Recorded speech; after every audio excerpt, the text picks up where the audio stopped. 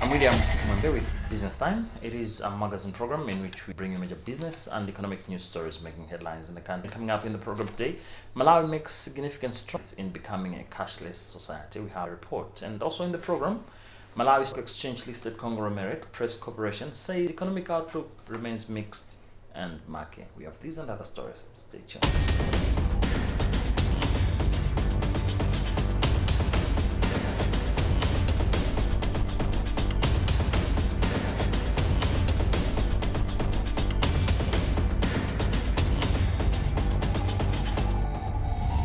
Hello and welcome. In our main story in the program, Malawi has made significant strides in becoming a cashless society, with digital transactions now at around 60% of all transactions made. Reserve Bank of Malawi Deputy Governor responsible for operations, William Matabo, disclosed this in Lilongwe. Our reporter, Taonga Sabola, has the detail in this report. Malawi has for a long time been a cash-based economy. That is to say, most of the transactions have been conducted using cash. In recent years, Malawi has seen the emergence of digital payment platforms which have replaced cash.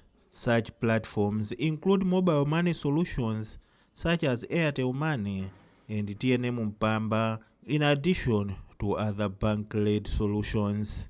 Although the digital payment landscape has witnessed significant growth, transactions failure continue to pose challenges. For example, from April 2023 to March 2024, industry-wide customer complaints totaled about 36,000. The complaints were mainly related to bank-to-wallet transfers and vice versa, point-of-sale devices and ATM transactions, as well as electricity unit purchase.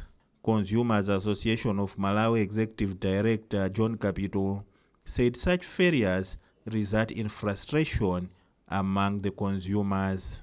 Recently, we had a case where somebody had gone to a filling station to buy fuel. After they had filled up his car, he gave in a card. It didn't work. Meanwhile, his card was deducted about 200,000. Now, the ATM near the filling station was not even working. And then they had to give him a person to be walking around with him in his car, trying to identify or find an ATM where he can now draw cash. Because you become a slave of your own cash. Now, the digital payments have ended up, making or creating misery among its consumers. And this is what I think we raised. We are saying, can we come to a conclusion where we begin to look at these issues carefully? If we would want to see people adopting or adapting to these new technologies that we are talking about. Other than beyond that, I don't think right now there is an interest among its Malawians to go on these digital platforms because they are causing a lot of challenges. But also we had raised the issue about the POS, the point of sale devices, that are really quite a challenge. That the moment you go in there, it's as if maybe you are a thief on the queue. And the moment you go into a shop and somebody sees that you are carrying a Visa card, everybody is aware that this guy is going to delay us. Let's just move away. Because they know that because of the failed transactions, it will be difficult again to use that deal. And it becomes quite a challenge as well to people that have traveled long distances. Especially when they say, let's do another trial on the same POS machine or the point of sale machine. You find that now all your money has been depleted, taken away, and there is very little that you can do. So this has been quite a huge challenge on consumers that were trying to buy something quickly and go home, or people that were trying to do a transaction and make sure that the transaction is done quickly and efficiently. That causes some challenges. Reserve Bank of Malawi Deputy Governor responsible for operations, William Matabo, said the bank is committed to ensuring that there are seamless transactions on the digital payment platforms. I just want to say, yes, we are indeed moving to a cashless society based on the statistics that we look at. There are no international benchmarks, but we can, from the Reserve Bank point of view, look at how much money or currency in circulation we have vis-a-vis the percentage of the same in the past, and we see that there is very sufficient or adequate growth in terms of usage of electronic funds than where we're coming from. So we are moving towards a cashless society. If I was to use a benchmark, I would say now we are crossing the 60% benchmark. We are looking at 36,481 transactions vis-a-vis a total volume of 396.6%, which statistically is less than 0.001%. So statistically it's significant. But I think as a regulator, we are more concerned with the impact. What does it do when there's a transaction failure, even if it was 1 in a million? What does it mean to that person who has been involved in that failure? It could be a very, very important transaction that they were doing to save their life somewhere, and if it fails, that also fails. That's why we do not look at the statistics, but we are looking more on the impact, and that's why we called all stakeholders that we should discuss and look at how best we can resolve the issues. You will recall that last year we talked about digital fraud. So this year we have focused on other areas, especially on failed transactions between mobile to bank wallet, and we are also talking about failures to settle utility bills, for example. We are also looking at the general failures. You go to a point of sale device and then it doesn't do what you expect it to do, or you go to an ATM, you want to cash, the card is grabbed and you don't get the cash and you are debited. So all these are the issues that we are focusing on today. And at the end of this meeting, we hope we can come up with an action plan on how we are going to address all these issues, and also make sure that if your money has been taken by one of the financial institutions, they refund you in record time. One thing for sure is that digital payment platforms are convenient and safe. But can Malawi completely eliminate the challenges on the digital payment platforms? It is challenging. Like I said, I think the reasons are beyond a financial institution. But that's where, as a regulator, we always make sure that if it happens, if a transaction fails, then we should be able to validate and say, yeah, there is nothing the financial institution could have done. But if it's happening because their systems are not up to date, then we have an issue with them, and those are some of the issues that we'll be discussing. The good thing about digital payment platforms is that one can hardly lose their money in an event of an attack by thugs or a fire outbreak. It is therefore important that authorities eliminate the challenges that consumers are currently facing. Now, the National Oil Company of Malawi has started hauling fuel by rail into Lilongwe. The first train arrived in Lilongwe on Tuesday. More in this report.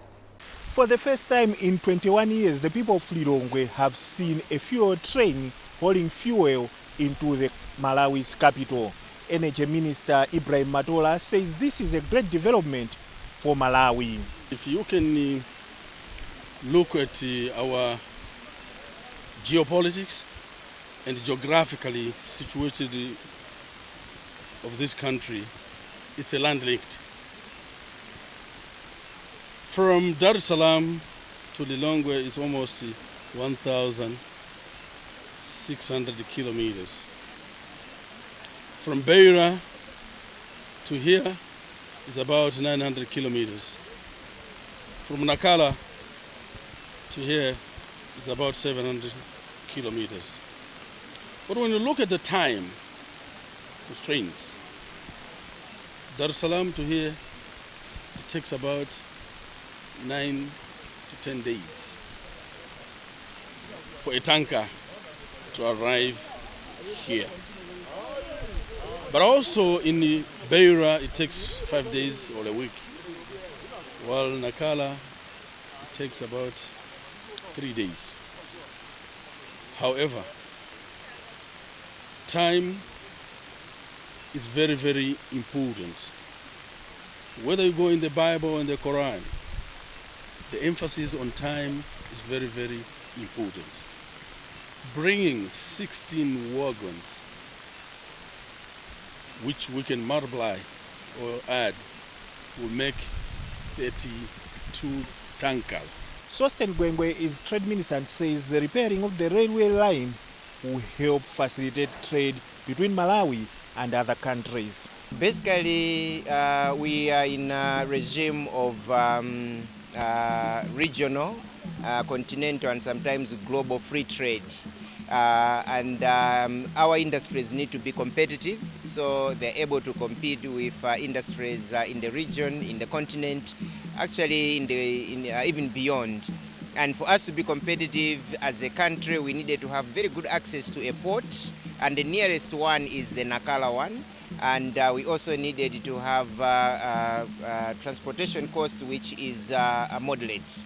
And the coming of the Nacala Logistics partnering government, the opening up of the rail system, not only the one that is connecting Nacala through Lilongwe to Zambia, but also the one that is connecting Beira, Maka, coming to Blantyre, and even here in Lilongwe. All these, we believe that they're going to create an advantage to our private sector.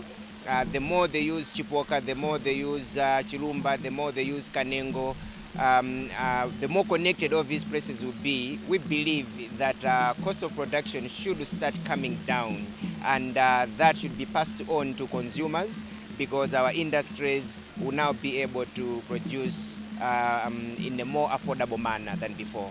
Chandra Singh is general manager for Nacala Logistics and says the company has got great plans for Malawi. As a part of our concessional agreements, we are having the commitments to the Malawi government. We have to do the sustainable development.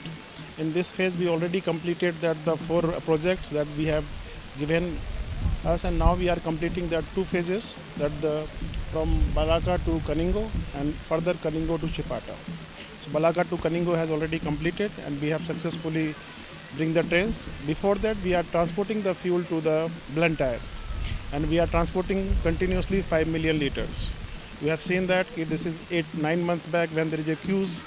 Then we have been approached by the NOCMA, and we have signed it together. We have gone through up to the Nacala, where the port has been developed, and in October month, where our Honorable President, Mr. Chakwera, and President of the Zambia and President of the Mozambique, we have inaugurated the first fuel trains. Then continuously we are bringing our fuel to the Malawi. And this is the first train we are delivering it here at the Kaningo. We are having at present capacity to transport 20 million liters. We have already signed the contract with the NOCMA, going to be transport 16 million liters.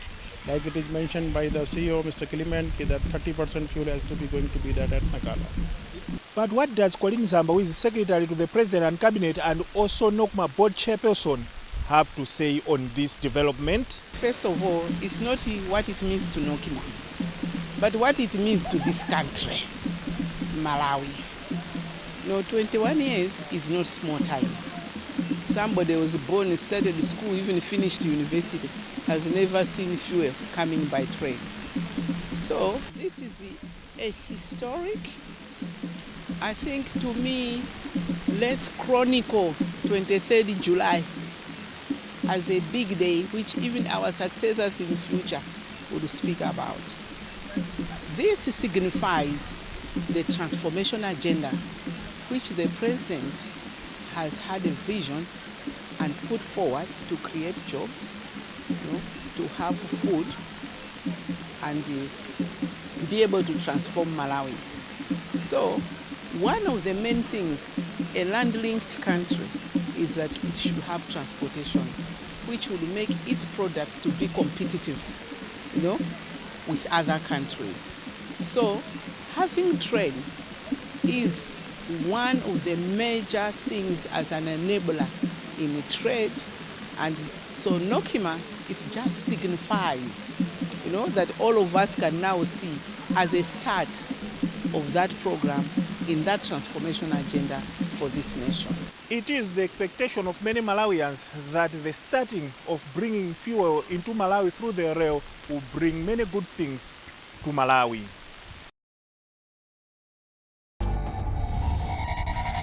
Kumwembe Press Corporation Limited says foreign exchange shortages in the country will continue to undermine performance of businesses in 2024. The firm's board chairperson, Radson Mwadiwa, said this in an interview at the end of the company's annual general meeting in Blantyre on Friday. But he said amid the challenges rocking the local economy, the company performed exceptionally well in 2023. Chimo Mangaze reports. PCL board chairperson Radson Mwadiwa says amid challenges rocking the local economy, the company performed exceptionally well in 2023. Our company performed, I can say, very well, given the circumstances that I outlined during the meeting. I mean, the inflations, scarcity of foreign exchange, the devaluation.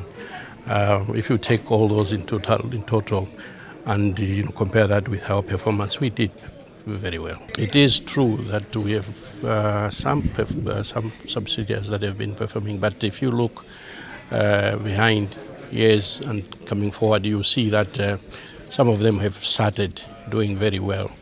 If you look at a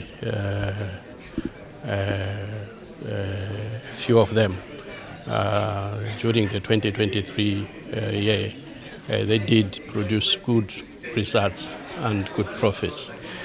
We are still concerned that we still have one or two companies that seem to dominate. And in our new strategic plan, we are working towards ensuring that no company subscribes to our profits for more than 50%. So we are working on that, and we do believe that in the short to medium term, we should be able to achieve that. Minority Shareholders Association of Listed Companies General Secretary Frank Harawa says diversifying profitability of subsidiaries is essential. I think so far so good. As shareholders, we are happy with the performance of our company, and as you've seen the meeting today, good dividend payouts. So we're happy, we're very happy. I think the future looks bright for our company. We're happy shareholders. Press Corporation Limited is one of the country's conglomerates. Now in other business news, Icon Properties PLC has reported a 15% increase in profit after tax for the year December 31st, 2023 to 19.2 billion kwacha from 16.7 billion kwacha in 2022. Icon Properties chairperson Eric Chabora announced this during the Malawi Stock Exchange listed firm annual general meeting in Blantyre on Thursday. Chabora said the total income for the year was 20.9 billion kwacha compared to 22.8 billion kwacha in 2022. He explains. Our AGM this year has been very interactive. We gather these shareholders annually to look at several issues. We look at electing new directors. We look at approving the financials of the organization. We also look at how much the directors must be paid for what they have done. You had so many questions, especially about the financials. It tells us that shareholders are late to what we are doing. You heard them talk about us as directors. They are late as to who is on the board, what they are doing there. They even tasked us to respond to the questions as opposed to management. So we are happy that we have a shareholding group that is interested in their company. Holistically, Icon Properties PLC is doing well from year to year. Our results for 2023 are better than 2022. Perhaps that also explains the good work that management is doing and also the work that the board is doing. You must be aware that we are a property development and property management company. So we make sure that the funds we have must go towards property development and property management. At the same time, we must also look at the welfare of the shareholders, and that's where this issue of dividends comes in. We've increased a little bit the dividend from last year to 2023, but as directors, we need to strike a balance. Which funds must we give back to shareholders? Which funds must we use for developing new properties? We were affected at the beginning, like everybody else. Our rate of occupancy came down. We had tenants that were failing to pay because they're not making sales. But thanks to IT, we have invested in IT infrastructure. We have seen that the performance has improved. Even the rate of collecting debts has improved. So yes, we are affected, but we are past that age of being affected by COVID. The future for Icon is bright. You well know we have the project at the Lilongwe Golf Club where we're putting up a hotel. We have a project to build a NICO headquarters building at the city center in Lilongwe. We are discussing with the Mzuzu City Council for another building in Mzuzu. Then we are looking at refurbishing our existing buildings so that they look well, better, and we've already done so in Blantyre, Kapeni, and the building opposite is, we've refurbished them. So we have projects ahead of us. So we're busy, and the future is bright for us and the shareholders. And Minority Shareholders Association of Listed Companies General Secretary Frank Harao commended them for its strategic focus. The property business has been in a very difficult time since the COVID-19, and for a company now posting some profits and so forth, it's a hope for the shareholders, even paying some dividend. I think we are happy about it as the shareholders. It's a little bit a scaring position because of the economic issues in the country, but there is hope. It depends upon the board itself to be, or the management again, to be more aggressive. There are many opportunities that will be coming into Malawi, even in the ATM proposed region itself. There are many opportunities there. I think it's just an issue of being more aggressive, going out there, getting the businesses. Imagine if these guys can get a business of these mining companies that are coming into Malawi very soon, and others are just starting in Balaka. If they move in there, they'll make them millions of kwachas. It's just about the board. It's as shareholders, it's our company. It's our money, our children, our parents, ourselves who have invested money in this company. So when we come here, we want to make sure that those that have been assigned the responsibility to grow this company, they know what they're doing. And corporate governance is a serious issue. So we had some worries about the delayed posting of the financial, the minutes and so forth. And we say this is not on; it has to stop. Let's get them as prescribed by the law. And we also point out on the issues of maybe the board members themselves, that we wanted them to speak to us. We don't want management at these meetings to be talking to us again. They had the opportunity to talk to the board. Now it's opportunity for the board to talk to us. And in that, we're able to evaluate even ourselves to see, I think that gentleman here, he fits there. Maybe that gentleman, something has to be done. But all in all, it's good. Well, with that interview, we've also come to the end of today's edition of the program Business Time, a magazine program in which we bring you major business and economic news stories making headlines in the country. On behalf of the entire production team, my name is William Kumwembe. But always remember, if it doesn't make money, then it doesn't make sense. Thank you for watching, and bye for now.